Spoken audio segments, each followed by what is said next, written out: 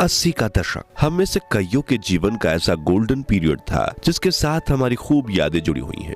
ये वो दौर था जब आमदनी कम थी लेकिन खुशियां ज्यादा थी, सुविधाएं कम लेकिन सुकून ज्यादा था, परिवार में लड़ाइयां कम एकता ज्यादा थी, रिश्तेदार भले ही मीलों दूर रहते थे लेकिन रिश्तों में नजदीकियां ज्यादा थी, मोहल्ले में सिर्फ 1 या 2 घरों में ब्लैक एंड व्हाइट टीवी हुआ करती थी लेकिन उसमें रामायण देखने पूरा मोहल्ला इकट्ठा हो जाता था। शाम के खाने का पता भले ही ना हो लेकिन घर आया मेहमान भूखे पेट नहीं जाता था, फिर चाहे वो समधी हो या भिखारी बाबा, भूखे को निवाला खिलाना जिम्मेदारी माना जाता था। कहते हैं कि गुजरा जमाना लौट कर नहीं आता, लेकिन हम कुछ पलों के लिए समय के पीछे जाकर उस जमाने की यादों को जरूर ताजा कर सकते हैं। और आज के इस खास पेशकश में हम आपको ले चलेंगे समय से 4 दशक पीछे और दिखाएंगे 80 के दशक के भारत की वो तस्वीर जिसे आप देखकर कहेंगे कि वाह, उस समय का भारत कितना सुनहरा था,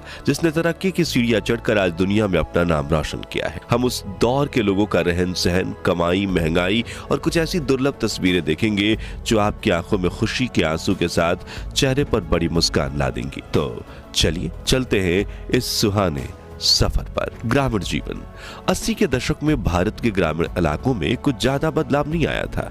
आजादी के 30 सालों बाद भी वहां के लोग ज्यादा पढ़े लिखे नहीं थे। ज्यादातर ग्रामीण परिवार खेती पर ही निर्भर रहा करते थे। गांव में लोगों के मकान भले ही कच्चे हों लेकिन बड़े सुकून से उन मकानों में लोग रहते थे, जबकि आज बंगले में रहने वाले लोग भी सुकून से नहीं रह पाते। उस दौर के कच्चे घरों में खिड़कियों के नाम पर दीवारों में सिर्फ बड़ा सा छेद हुआ करता था जहां से सूरज रोशनी आकर घर में उजाला फैला देती थी। ग्रामीण बाजारों में लोग छोटी सी दुकान खोल लेते थे जिसमें रोजाना कुछ 20 से 30 रुपयों का व्यापार हो जाता था। जिसके पास दुकान का किराया भरने की सुविधा नहीं होती, वो अपने शरीर पर ही सामान लटकाकर एक चलती फिरती दुकान बन जाते थे। ग्रामीण इलाकों में बिजली होना तो एक सपने जैसा होता था। गांव के चौराहे पर एक स्ट्रीट लाइट लगाना भी पंचायत की बड़ी उपलब्धि माना जाता था। हर तरफ कच्ची सड़कें हुआ करती थी जिन पर साइकिल, बैलगाड़ी, तांगा चलाना भी एक अनोखी कला थी। इन कच्ची सड़कों की वजह से लोग बारिश में काफी परेशान होते थे। उस समय लोगों में अपनापन था और भाईचारा भी बहुत ज्यादा हुआ करता था। लालच नाम की चीज तो हुआ ही नहीं करती थी। खान पान देसी होने की वजह से लोग ज्यादा बीमार नहीं पड़ते थे और अगर कोई बीमार पड़ जाए तो उन्हें गांव के बड़े बुजुर्ग औषधि देकर चंद घंटों में दुरुस्त बना देते थे। गेहूं घरेलू चक्की में पीसे जाते थे, खाना लकड़ी जलाकर मिट्टी के चूल्हे पर बनाया जाता था और चरखा चलाकर कपड़े बुने जाते थे। मित्रों, उस जमाने में ना तो इंटरनेट था और ना ही लोगों के पास इतनी ज्यादा जानकारियां थी। मतलब लोगों की दुनिया बहुत ज्यादा लिमिटेड हुआ करती थी।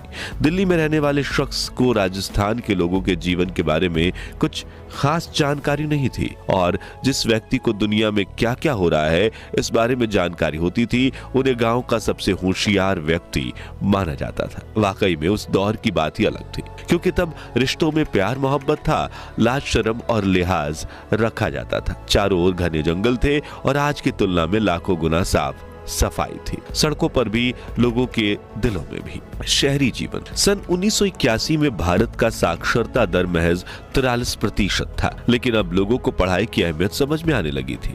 इसलिए सुविधाएं न होने के बावजूद बच्चे सरकारी स्कूल या गली नुक्कड़ के मास्टर जी के पास पढ़ने जाते थे। जैसे कि कोलकाता की इस तस्वीर में बच्चे धूप में एक पुरानी लकड़ी की खटिया पर बैठकर पढ़ाई कर रहे हैं। वहीं इस दुर्लभ तस्वीर में यूनिफॉर्म पहने स्कूल जा रही बच्चियों चूहों को दाना खिला रही हैं और ये दीवार पर इंग्लिश सिखाने की एडवर्टाइजमेंट्स लगी हुई है। मित्रों, आज फूड और ग्रोसरी डिलीवरी और टेक्नोलॉजी की काफी बड़ी उपलब्धि माना जा रहा है, लेकिन ये कॉन्सेप्ट तो सालों पुराना है। जब रोज सुबह दूध वाले भैया एक ही समय पर घर की घंटी बजाते थे और बिना मिलावट के गाय भैंस का ताजा दूध डिलीवर कर जाते थे, उस वक्त शहरों में हिंदुस्तान, अम्बेसडर और पद्मिनी जैसी गाड़ियां सड़कों पर काफी दिख जाती थी। लेकिन जिनके पास गाड़ी खरीदने जितनी आमदनी नहीं होती थी वो या तो अपनी साइकिल खरीद लेते थे या फिर साइकिल वाले तांगे पर सफर करते थे। देश विदेश में ब्रांड्स की काफी कमी थी, इसलिए गर्मियों में सड़क किनारे कच्चा सोडा या गोली सोडा काफी बिका करती थी। घर घर में 24 घंटे पानी नहीं आता था, बल्कि मोहल्ले में पानी निकालने के लिए हैंडपंप लगा होता था। सुबह सुबह गली के नुक्कड़ पर दादा लोग अखबार लेकर बैठ जाते थे, क्योंकि देश दुनिया की जानकारी पाने का वही एकमात्र जरिया था। उस दौर में कई परिवार के सभी लोग छोटे मोटे काम किया करते थे, जैसे कि सिलाई, सब्जी बेचना, जूते पॉलिश करना, तांगा चलाना वगैरह, क्योंकि उस दौर में आज की तरह दिखावा करने का कोई ट्रेंड नहीं था और लोगों के लिए कोई भी धंधा छोटा बड़ा नहीं था, बस मेहनत से दो रोटी कमाने का जरिया था। कमाई और महंगाई। 80 का दशक, ये वो दौर था जब देश को आजाद हुए काफी कम समय बीता था। राजनीति में काफी ज्यादा उथल पुथल मची हुई थी। इंदिरा गांधी सरकार ने देश में 21 महीनों की इमरजेंसी लगाई थी, जिससे देश के करोड़ों लोग इतने परेशान हो चुके थे कि कहा जाता है कि आपातकाल के बाद देश में कांग्रेस सरकार के खिलाफ बिजली का खंबा भी चुनावी मैदान में उतर जाता तो जनता उसे भी जिता देती, और हुआ भी यही था। सन 1977 में देश में पहली बार गैर कांग्रेसी जनता पार्टी की सरकार बनी। मोरारजी देसाई, जगजीवन राम, चौधरी चरण सिंह समेत पार्टी के कई नेताओं में प्रधानमंत्री बनने को लेकर तकरार होने लगी और इंदिरा गांधी भी संसद में अपनी वापसी की तैयारियां कर रही थी।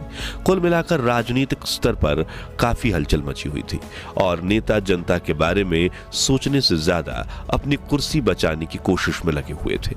इसी वजह से देश में महंगाई आसमान की ऊंचाइयों को छू रही थी। सोना चांदी से लेकर दाल चावल तक हर चीज की कीमत में इजाफा आया था। जैसे कि 1980 में 10 ग्राम सोने की कीमत 1330 रुपए थी और जो 1981 में बढ़कर 1800 रुपए तक पहुंच चुकी थी। 1 किलोग्राम चांदी की कीमत 16,000 रुपए थी।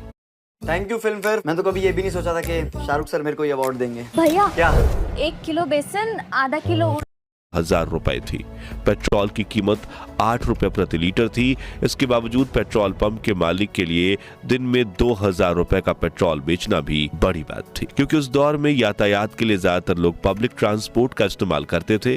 छोटी दूरी के लिए साइकिल और तांगे की सवारी की जाती थी और 1-2 गली आगे जाने के लिए तो लोग पैदल ही अपनी 11 नंबर की बस में सवार होकर निकल पड़ते थे। उस दौर में अनाज की कीमतें भी आज के मुकाबले काफी कम थी। 1980 के दशक में 1 लीटर दूध 8 रुपए, 1 किलो चावल 1 रुपए, 1 किलो मूंग दाल 2 रुपए, 1 क्विंटल गेहूं 142 रुपए और 1 किलो शक्कर 5 रुपए में मिल जाती थी। हालांकि उस समय के हिसाब से ये कीमतें ज्यादा थी और महंगाई की मार के शिकार हुए लोगों के लिए 2 वक्त की रोटी कमाना भी टेढ़ी खीर था। रिपोर्ट्स की माने तो उस दौर में एक व्यक्ति की एक महीने की औसतन कमाई सिर्फ 100 से 200 रुपए के बीच हुआ करती थी, जिससे वो अपने परिवार की जरूरतों को पूरा भी कर लेते थे। फिल्मी जगत। दोस्तों, 21वीं सदी की ज्यादातर अभिनेत्रियां प्लास्टिक सर्जरी और ढेर सारे मेकअप के साथ जब रिवीलिंग कपड़े पहनती हैं तभी उन्हें फिल्मों में काम मिल पाता है। लेकिन 1980 के दशक की अभिनेत्रियां बिना किसी आर्टिफिशियल मेकअप के इतनी खूबसूरत दिखती थी कि लोगों के दिलों पर राज करती थी। फिर चाहे वो रेखा हो, सोनी राजदान हो, भानुप्रिया हो या मंदाकिनी। और स्क्रीन पर आप जिस एक्ट्रेस की तस्वीर देख रहे हैं वो उस समय की मॉडर्न एक्ट्रेस तनुजा मुखर्जी है, जो काजोल और तनीषा मुखर्जी की मां है। तनुजा ने हिंदी, मराठी, बंगाली, गुजराती फिल्मों में काम किया था और खूब नाम कमाया। उस दौर में भारत में धीरे धीरे पश्चिमी सभ्यता को अपनाने की शुरुआत हुई थी, जिसे सबसे पहले अपनाया था फिल्मी जगत के अदाकाराओं ने। जैसे कि यहाँ प्रेमा नारायण की दुर्लभ तस्वीर है, जिन्होंने 1971 में मिस वर्ल्ड कंपटीशन में इंडिया को रिप्रेजेंट किया था। वहीं 80 के दशक में अभिनेत्रियों की तरह हिंदी फिल्म इंडस्ट्री के अभिनेता भी विश्व स्तर पर काफी प्रचलित होने लगे थे और स्क्रीन पर आप धर्मेंद्र पाजी, हेमा मालिनी और निरूपा की फिल्म मां की शूटिंग के दौरान खींची गई कुछ दुर्लभ तस्वीरें देख रहे हैं। इस फिल्म में इन्होंने असल में बाघ और शेर के साथ शूटिंग की थी। अंतर्राष्ट्रीय स्तर पर भारत की ताकत। 1971 में बांग्लादेश लिबरेशन वॉर चल रही थी। तभी ईस्ट पाकिस्तान के हजारों लोग पाकिस्तानी सेना के कहर से बचते बचाते कलकत्ता भाग आए और ये रेयर फोटोज उन रिफ्यूजी कैंप्स में खींची गई जिन्हें भारत सरकार ने शरणार्थियों को शरण देने के लिए बनाया था।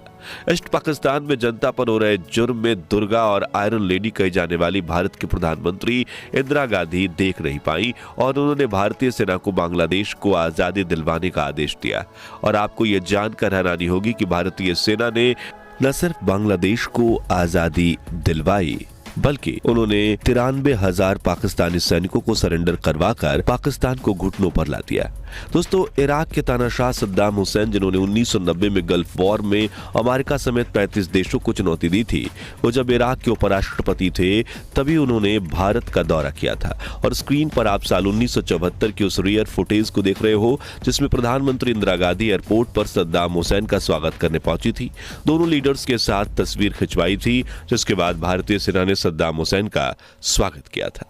इसके अलावा 18 मई 1974 के दिन पोखरण में न्यूक्लियर टेस्ट करके भारत दुनिया के उन शक्तिशाली देशों की सूची में शामिल हो गया था जिसके पास परमाणु शक्ति थी। कुल मिलाकर 1980 के दशक में भारत ने काफी उतार चढ़ाव देखे, लेकिन ये वही दौर था जब हमारे देश ने एक ताकतवर राष्ट्र के रूप में विश्व स्तर पर पहचान कमाई और एक पिछड़े हुए राष्ट्र के बजाय एक विकसित देश के रूप में आगे बढ़ना शुरू किया। तो दोस्तों, पिछले 40 साल में भले ही देश की काया पलट हो गई हो, लेकिन हमारा भारत महान था, महान है और महान रहेगा। इसलिए कमेंट बॉक्स में जय हिंद जय भारत जरूर लिखें और अपने बचपन की खूबसूरत यादों को भी हमारे YouTube परिवार के अपने अन्य सदस्यों के साथ शेयर कीजिए। और ये भी कब तक आप ऐसे फ्यूचर का टेंशन लेकर चलते रहेंगे? LIC के न्यू पेंशन प्लस के साथ